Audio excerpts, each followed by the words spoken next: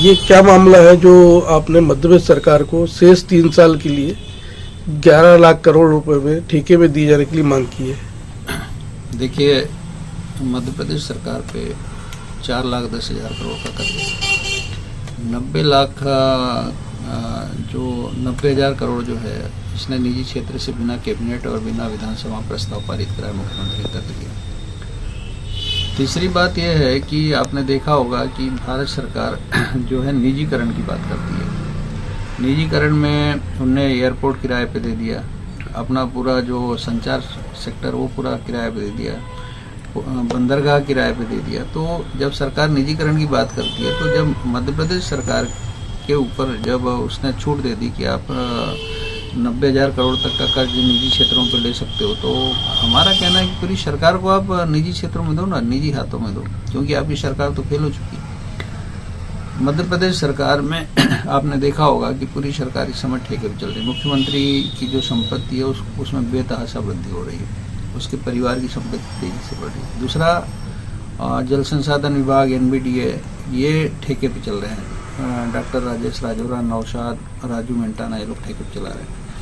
व्यापम में आपने देखा होगा कि 60,000 लोग जो आरोपी हैं वो बच्चे हैं, तो उनके ऊपर मुकदमे चल रहे हैं। लेकिन व्यापम को जिन लोगों ने तैयारी किया, व्यापम जिस तरीके से उसके जो मुख्य आरोपी हैं उसमें CM का पार्टनर बने लोग, और जो बड़े आरोपी हैं सबकी FIR पेश हो गई। तीसरा, आपने अभी देखा होगा कफ सिरप का मामला। पूरा जो स्वास्थ्य विभाग है वो संदीप यादव जो प्रमुख सचिव स्वास्थ्य विभाग का, और उसके साथ एक सोनू राणा है, ये दोनों मिलकर ठेके पे चला रहे हैं, और राजेंद्र शुक्ला है। और पूरा का पूरा जो कफ सिरप का मैटर है, सरकार की उसमें बहुत भयंकर छवि खराब हुई। तीसरा, आपने देखा होगा कि मध्य प्रदेश में 6 जून 2017 को मंदसौर गोलीकांड हुआ था। मंदसौर गोलीकांड की जांच रिपोर्ट 8 साल में अब तक नहीं आई, और उस गोलीकांड को करवाने वाले हमारे मध्य प्रदेश के तत्कालीन मुख्यमंत्री शिवराज सिंह चौहान भारत के कृषि मंत्री हो गए। एक तरफ आपने देखा कि चीन ने अपने कृषि मंत्री को भ्रष्टाचार के मामले में उसकी संपत्ति जब्त कर दिया, फांसी पर लटका दिया। हमारे यहाँ 7 किसान को मरवाने वाले तत्कालीन मुख्यमंत्री भारत सरकार के कृषि मंत्री हो गए। तो मेरा कहना, पूरी तरह से जो गवर्नमेंट है वो फेल हो चुकी है। आपने एक अभी लेटेस्ट आपको उदाहरण बता दूँ, सलीमनाबाद टनल है, वो बरगी का पानी रीवा तक पहुंचाने के लिए टनल बनाई।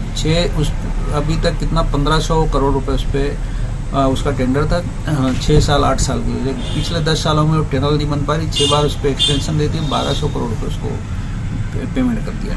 मध्य प्रदेश के तत्कालीन chief secretary SR Mohanty 719 crore के मामले के आरोपी हैं, अब तक उनकी गिरफ्तार नहीं हुई। कमलनाथ की सरकार में गोपाल रेड्डी चीफ सेक्रेटरी राजू मेंटाना के साथ करीब 4,44 करोड़ के घोटाले के आरोपी, वो गिरफ्तार नहीं हुए। गेमन इंडिया में इकबाल सिंह बैस जो 29 करोड़ का गेमन इंडिया का प्रोजेक्ट था, वो आज कम से कम 500 करोड़ का हो गया। उसमें लगातार एक्सटेंशन देना, उसको काम को रोकना, उस पूरे मामले में उसकी कास्ट बढ़ गई। उसमें इकबाल सिंह बैस के खिलाफ उसके आयकर विभाग ने कुछ कार्रवाई की, उसके रिश्तेदारों के छापे मारे। तो मेरा कहने का मतलब कि पूरी की पूरी गवर्नमेंट इस समय ठेकेदारों से चल रही है। शराब के मामले में आप देख लो, पूरा का पूरा जो ठेका सोम डिस्लरी के पास पूरा मध्य प्रदेश चला गया। इनपेनल कई दवाई कंपनियां जो इनपेनल नहीं हो रही थी 500-500 करोड़ रुपये देके इनपेनल खुलाए। तो इस मामले के कारण मुझे लगा कि सरकार पूरी तरह विफल हो गई है, और सारी जो करप्शन की जांच करने वाली जो एजेंसी है वो फेल हो गई है। सरकार के बिल्कुल दबाव में है, कुछ काम नहीं कर पा रही। तो इसलिए हमने प्रधानमंत्री को पत्र लिख के कहा कि जब आप भ्रष्टाचारी करवा रहे हैं, प्रदेश में कुछ काम नहीं हो रहा है, यहाँ के नौजवान, यहाँ के किसान मजदूर इस सरकार से भरोसा खो चुके हैं, तो आप इस सरकार को दो, हमें ठेके पे दो, हम चलाएंगे इसको, हम बताएंगे बेहतर मध्य प्रदेश कैसे बनाया जाए।